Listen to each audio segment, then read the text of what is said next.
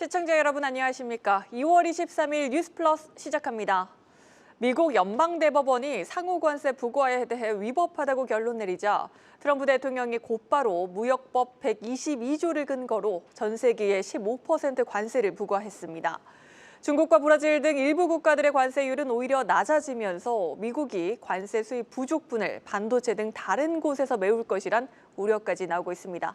반도체 관세의 현실성과 영향에 대해서 산업부 홍원표 기자와 알아보도록 하겠습니다. 홍 기자, 단도직입적으로 묻겠습니다. 미국이 우리나라 반도체에 관세를 매길 가능성 현실적으로 어느 정도나 됩니까? 네, 일단 전문가들의 분석에 따르면 미국이 당장 한국 반도체에 관세를 매길 가능성은 매우 낮습니다.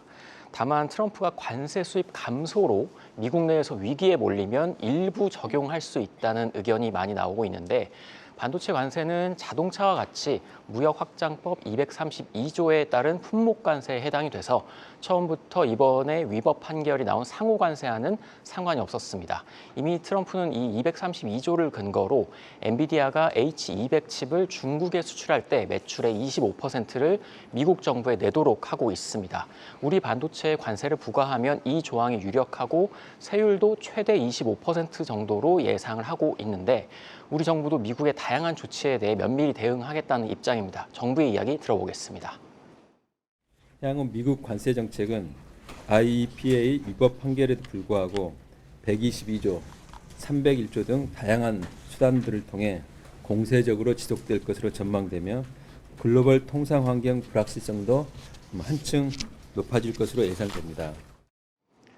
네, 지난해에는 하워드 러트닉 상무장관이 미국에서 생산하지 않는 반도체에 관세 100%를 부과하겠다 이렇게 말한 적도 있는데 삼성과 SK하이닉스는 미국의 파운드리와 패키징 공장을 짓고 있고 신규 투자 계획도 내놓은 상황이어서 당장 적용받지는 않습니다. 다만 중국이나 캐나다 등에서 걷어들이는 관세 수입이 전체적으로 감소하게 되면 반도체 관세를 10에서 15%라도 부과해서 이 손해를 좀 메우려 할 가능성은 있습니다. 네, 그런데 엔비디아나 AMD 같은 경우에 미국의 대표적인 팹리스 기업들이 우리 메모리 반도체에 대부분 의존하고 있는 상황입니다.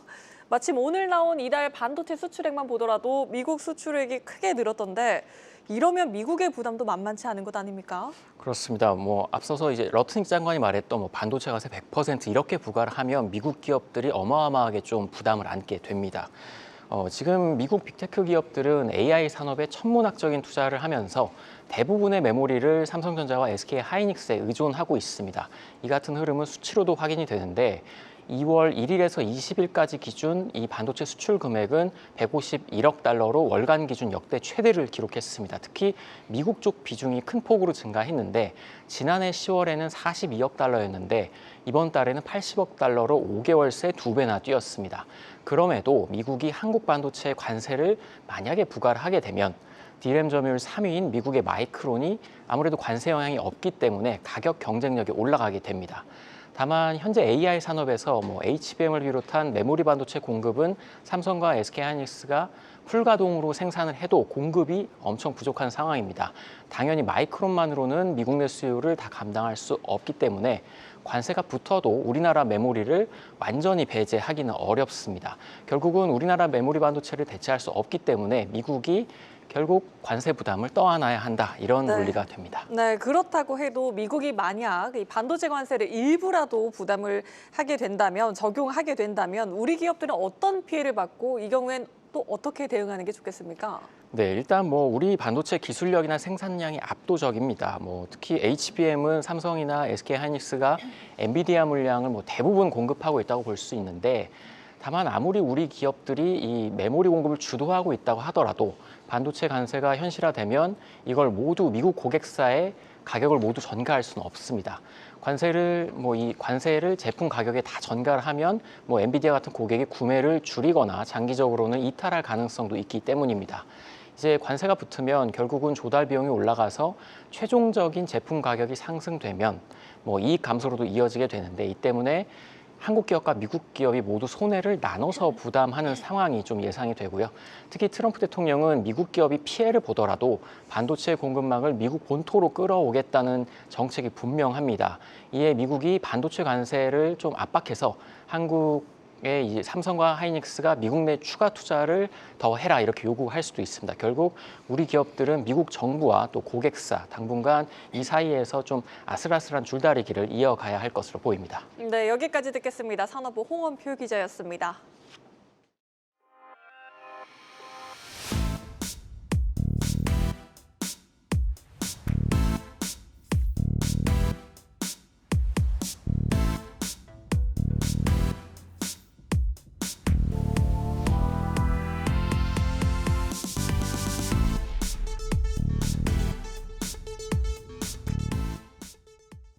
(15% 글로벌 관세로 중국은 오히려 관세 부담이 덜어지게 됐습니다.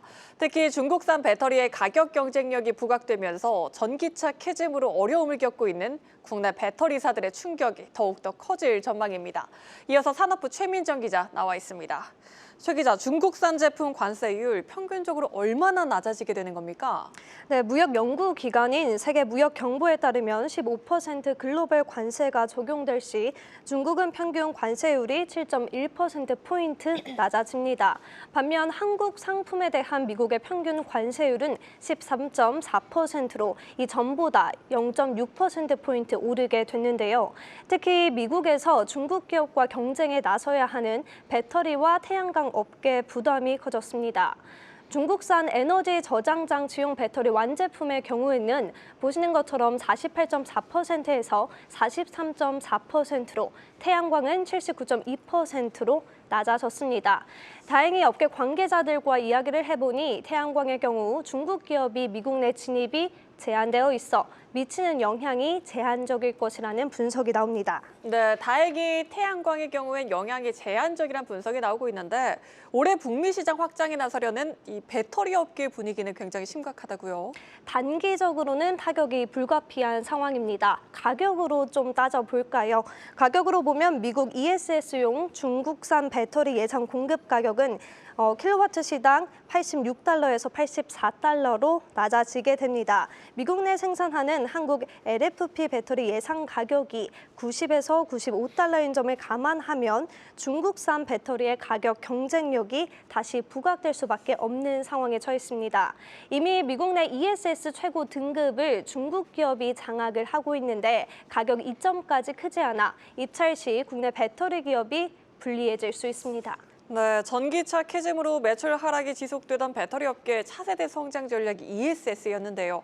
전략 수정이 불가피한 시기로 보입니다. 업계 반응은 어떻습니까? 네, 안 그래도 오늘 김정관 산업부 장관 주재로 민관 합동 대응 회의가 개최됐습니다. 이 내용에 대해서 취재를 해보니 한국배터리협회는 이번 상호관세 무효로 중국산 배터리 수요가 일부 증가할 수 있다는 의견을 낸 것으로 파악됐습니다. 미국 시장 내에서 국내 배터리 업계 점유율 확대를 위해선 대미투자 특별법의 신속 이행을 강조했는데요. 대미투자 특별법을 차질 없이 이행하게 될 경우 자동차 배터리의 관세가 25%에서 15%로 줄어들 수 있기 때문입니다. 국내 배터리 업계도 현지 대응 확대에 나설 계획입니다. 첨단 제조 생산 사익 공제, 즉 AMPC 등 이 미국 내 생산 보조금을 키운다는 전략인데요. LG 에너지 솔루션은 올해 말까지 ESS용 배터리 생산 능력을 50기가와트시로 삼성 SDI와 SK온도 현지 생산을 키우겠다는 목표입니다.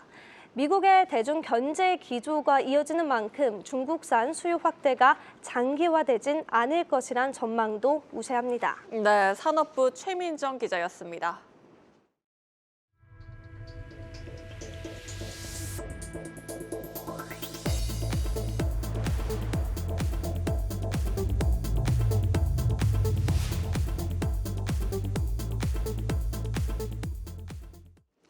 미국 대법원의 상호관세 무효 판결에 대응해 트럼프 대통령이 글로벌 15% 일괄 관세라는 대체 카드를 꺼내들자 통상 환경의 불확실성이 한층 커졌습니다. 정부는 트럼프 행정부의 관세 공세가 계속될 것이라고 보고 미국 측과 우호적인 협의를 지속하겠다는 입장입니다. 세종 주재기자 연결해 자세히 들어보겠습니다. 전민정 기자, 정부가 아침부터 긴급 회의를 열어 대응에 나섰는데요. 정부 어떻게 대응한다는 입장입니까? 네, 김정관 산업통상부 장관은 어제에 이어 오늘도 대책회의를 소집했습니다. 김 장관은 상호관세 위법 판결에도 무역법 122조, 301조와 같은 다양한 대체 수단을 통해 미국의 관세 공세가 지속될 것이라고 전망했는데요. 이에 글로벌 통상 환경 불확실성도 한층 커질 것으로 내다봤습니다. 정부의 정책 대응 기조에 대해서는 이렇게 밝혔습니다. 김 장관의 발언 직접 들어보시죠. 국익국대화라는 원칙을 기반으로 한미 관세 합의를 통해 확보된 이익 균형이 훼손되지 않고 우리 기업에게 미칠 영향이 최소화될 수 있도록 미국 측과 우호적인 협의를 지속해 나가기로 하였습니다. 트럼프 행정부는 벌써 대체 관세 부과를 위해 무역법 301조를 근거로 교역국의 불공정 무역 관행에 대한 고강도 조사에도 착수한 것으로 전해졌는데요. 김 장관은 우리나라가 무역법 301조 대상에 포함될 가능성에 대해선 예단하지 않고 있다면서도 그 대상이 되지 않도록 여러 통상 이슈들을 관리해 나갈 것이라고 밝혔습니다. 김 장관은 또 상호관세 판결 이후에도 협상 상대인 하워드 러트닝 미 상무부 장관과 계속 연락을 주고받고 있다고도 전했는데요. 다만 구체적인 협의 내용이나 실무단의 방미 협의 결과에 대해서는 구체적으로 답변하기 어렵다며 말을 아꼈습니다. 네, 상호관세는 무효로 판결이 났지만 우리로서는 품목관세 압박을 더 걱정할 수밖에 없는 상황입니다. 오늘 회의는 민관 합동으로 열렸죠. 업계에선 어떤 목소리 내고 있습니까?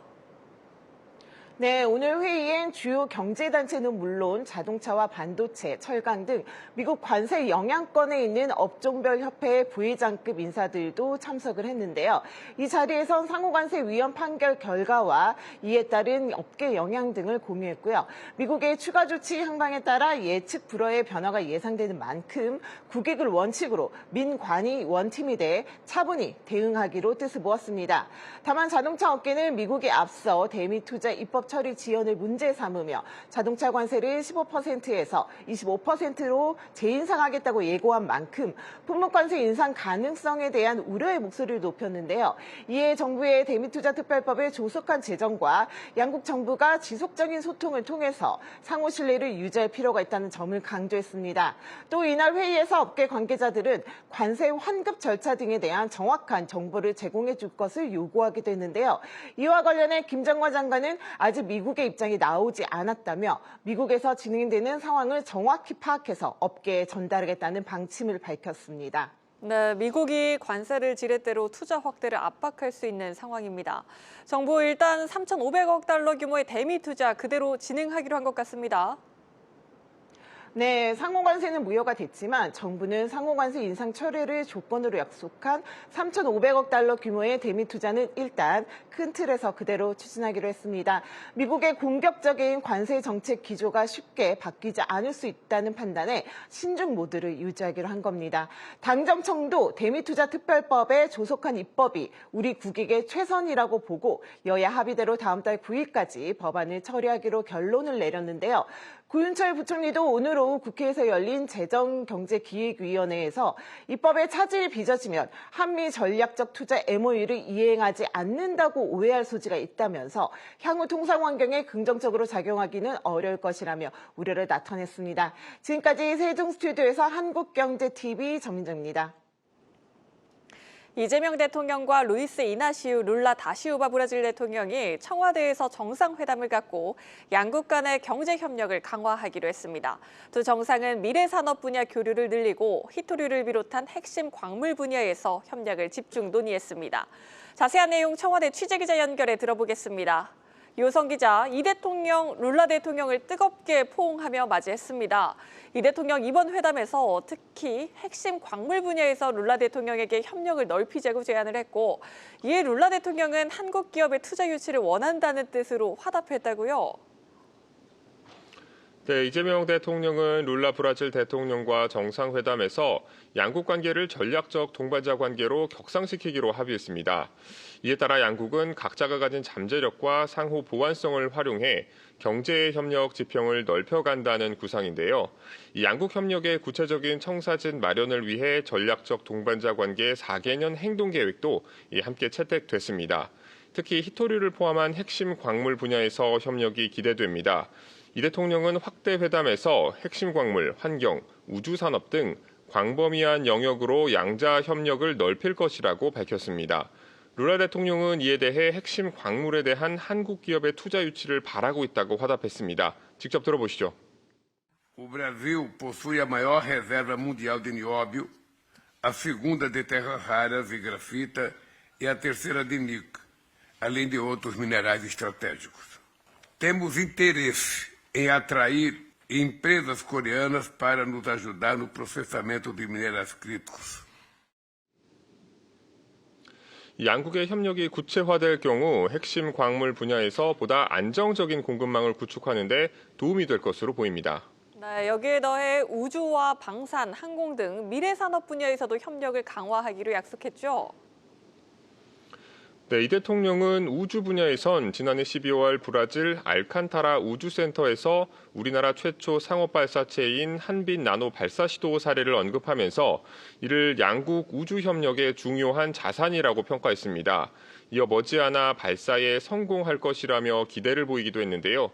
또 방산 항공 분야에서도 이 협력 확대 의지를 밝혔습니다. 이 대통령은 브라질의 수송기 제조에 한국 부품업체가 참여하고 있다며 양국 협력은 차세대 민항기 공동개발 등 한 단계 더 높은 수준을 향해 나아가게 될 것이라고 강조했습니다. 한편 이날 정상회담은 두 정상 모두 소년공 출신 대통령이라는 공통점 때문에도 눈길을 끌었습니다. 청와대에서 룰라 대통령 내외를 기다리던 이 대통령은 차에서 내린 룰라 대통령을 다가가 껴안으며 반갑게 맞이하는 모습도 연출됐습니다. 이후 저녁에는 청와대에서 양국 정상 내외가 참석한 가운데 국빈 만찬과 정상 간 친교 일정이 예정돼 있습니다. 지금까지 청와대에서 한국경제TV 유호성입니다. 성실히 월급을 모아 내 집 마련한다는 말, 요즘 청년들에겐 현실과 동떨어진 이야기가 됐습니다. 자산 격차가 더 벌어지기 전에 따라잡아야 한다는 조급함이 투심을 자극하고 있는 건데요. 이렇다 보니 지수를 2배로 추종하는 레버리지 상품에 2030 세대가 가장 뜨겁게 반응하고 있습니다. 조예별 기자가 보도합니다. 2030 세대가 지수를 2배로 추종하는 레버리지 상품에 몰리고 있습니다. 한국경제TV가 국내 증권사 3곳을 통해 확보한 자료에 따르면 1년 전보다 국내 레버리지 ETF 투자를 가장 많이 늘린 세대는 30대였고 20대가 그 뒤를 이었습니다. 30대는 코스피 레버리지를, 20대는 코스닥 레버리지 투자를 늘렸습니다. 그동안 해외 주식 투자에 열을 올렸던 청년층이 이제는 2배로 앞서 나가기 위한 공격적인 베팅에 나서고 있는 셈입니다. 좋은 대학교를 가서 좋은 회사를 가는 게 현실적으로 쉽지도 않고 돈 벌 수 있는 최선의 방법이지 않나. 전망이 좋으면 투자할 생각이 있습니다. 피해도 크게 올 수도 있다 생각해서 각자 자신의 소신대로 하면. 올해 초부터 지금까지 수익률 상위 10개 ETF 중 7개가 레버리지 상품이었는데 평균 수익률은 100%를 웃돕니다. 증시 상승기와 맞물려 높은 수익률로 이어지긴 했지만 공격적인 투자 상품에 청년층이 몰린 배경으로는 세대별 자산 격차 확대가 꼽힙니다. 2017년 1.57배 수준이었던 2030 세대와 40대의 순자산 격차는 지난해 2.2배까지 벌어졌습니다. 부모 세대보다 자식 세대가 더 잘 살 수 있을 것이라는 사회이동 가능성 인식도 조사는 2030 세대에서 평균 28.1%에 그쳤습니다. 청년들이 잡을 구하기도 어렵고 그리고 월급을 갖고 자산 형성하기도 어렵고 자산이 상승의 사다리는 무너졌다고 보고 계층 이동도 어렵다고 본다. 그렇다면 뭐를 하겠느냐. 결국은 위험한 자산에다가 직접적으로 작은 돈이나 투자해서 빨리 자산을 형성하고 싶은 게 너무 당연한 거고요. 2배로 수익을 내는 레버리지는 손실 역시 2배로 키우는 양날의 검입니다. 뒤처질 수 없다는 조급함이 투기적 매수로 이어지지는 않는지 점검이 필요합니다. 한국경제TV 조예별입니다. 알뜰폰 시장의 가입자가 1,000만 명을 넘길 정도로 커졌지만 중소통신사업자들은 오히려 고사위기에 처했습니다. 지나친 저가요금제 경쟁으로 수익성이 악화됐기 때문입니다. 정부는 통신 3사의 알뜰폰 자회사에 대한 불공정 지원 여부를 들여다보고 있습니다. 김민철 기자가 보도합니다. 정부가 만든 알뜰폰 플랫폼 허브입니다. 판매량 상위 10개 중 5개가 100원 이하 요금제입니다. 초저가 요금제를 앞세운 알뜰폰 가입자 수는 1,000만 명을 넘어섰습니다. 알뜰폰 사업자들의 통신시장 점유율은 3위인 LG유플러스와 맞먹을 정도입니다. 하지만 수익성은 이동통신 3사에 한참 못 미칩니다. 가입자당 평균 매출은 16,000원으로 절반이 채 안 됩니다. 초저가 요금제를 앞세운 출혈 경쟁으로 중소통신 사업자들이 직격탄을 맞은 겁니다. 자금 여력이 충분한 통신 3사의 알뜰폰 자회사들은 점유율을 유지할 수 있지만 중소업체는 불가능하기 때문입니다. 아무래도 비비론등 있으면 조금 더 편하겠죠. 모기업이 살려주고 중소사업자들한테 가야 될 이용자들이 그쪽으로 빨리 간 거잖아요. 실제 알뜰폰 가입자 수 기준으로 상위 5개 회사 중 4개가 이동통신사의 자회사입니다. 이들의 알뜰폰 시장 점유율은 50%를 넘습니다. 알뜰폰 시장마저 사실상 통신 3사가 장악하면서 정부도 시장 점검에 나섰습니다. 규제 당국인 방미통위는 허위 광고와 불공정 경쟁 행위가 확인되면 통신사에 제재를 내릴 방침입니다. 특히 통신 3사가 알뜰폰 자회사에 차별적 혜택을 주고 있는지 집중 점검할 계획입니다. 모니터링을 지금 1월부터 하고 있는데 결과 봐서 필요한 조치를 할 거고. 알뜰폰 시장에서 통신망 임대료 계약 시 자회사에만 유리한 조건을 주는 행위를 적발하겠다는 의미입니다. 한국경제TV 김인철입니다. 팝업 매장의 성지라고 불리는 서울 성수동 거리가 엄청난 임대료 때문에 흔들리고 있습니다. 하루 임대료가 2,500만 원까지 치솟자 이제는 오히려 팝업 매장들이 설 자리를 잃고 있습니다. 이온을 기자가 현장을 다녀왔습니다. 서울 성수동의 핵심 상권 중 하나인 동연무장길입니다. 이곳은 2달 전까지만 해도 영국 장난감 브랜드 팝업 매장이 있었던 곳인데 최근 국내 피규어 브랜드 상설 매장으로 간판을 바꿔 달았습니다. 뿐만 아니라 이 건물 주변에 있는 팝업 매장 7곳에도 최근 상설 매장이 들어서고 있습니다. 팝업 열풍 속 치솟은 임대료에 공실이 길어지자 장기 계약으로 방향을 바꾼 겁니다. 공실률이 높아요. 임대인들도 팝업하면은 이제 비는 기간이 많고 그거에 상응하게 월세가 많이 비싸게 받을 수 있으니까 그런 식으로 들어오는 데들이 많은 것 같아요. 실제로 이 건물의 단기 임대료는 하루 2,500만 원. 한 달로 따지면 무려 6억 원에 달합니다. 문제는 팝업 매장으로 높아진 단기 임대료가 주변 임대료를 끌어올리고 있다는 겁니다. 지난해 3분기 성수동 연무장길 일대의 평당 임대료는 5년 전보다 50% 가까이 상승했습니다. 같은 기간 서울 전체 상승률보다 3배 높은 수준입니다. 플로라라는 좋은 브랜드가 이런 조그만 데가 있잖아요. 정해진 임대료가 없어요. 최고가가 성수동 연무장에서 블루 엘리펀트 여기 5월에서 비싼 임대료를 감수하고서라도 브랜드들이 성수로 들어오는 이유는 광고 효과 때문입니다. 주 이용객이 젊은 층과 외국인 관광객인 만큼 매출 자체보다 상징성이 더 큰 겁니다. 팝업 금액이 올라가고 그다음에 또 유동인구가 더 많이 붙다 보니까 임대차를 넣는 살짝 오버슈팅하는 모습을 보였었거든요. 이 금액을 내고 들어오면 안 되는 곳인데 수동에 매장이 있냐 없냐로 잘 나가냐 안 나가냐 판단하는 것 같아요, 기업들은. 브랜드 입장에선 높은 임대료에 광고비가 포함된 셈이지만 문제는 일반 가게들입니다. 높아진 임대료를 감당하지 못한 식당과 카페는 골목 안쪽으로 이동하고 있습니다. 명동처럼 건강하고 쇼핑하기 좋은 동네로 사실은 많이 바뀌었고요. 이제 식당이나 카페들이 들어올 수 없는 수준의 임대료. 이런 변화를 우려하는 목소리도 커지고 있습니다. I would be sad because I really like the hidden gem stores because we go out and seek to find them and they're a little out of the way. 성수동 하면 약간 감성 있고 사람들 많고 약간 그런 느낌인데 그게 많이 없어진다고 하니까 그런 부분이 아쉬운 것 같아요. 강남보다 비싼 곳이 너무 많고 여기만의 색깔이 좀 유지됐으면 좋겠는데 팝업으로 뜬 성수동이 팝업 때문에 치솟은 임대료에 몸살을 앓고 있습니다. 한국경제TV 이오늘입니다.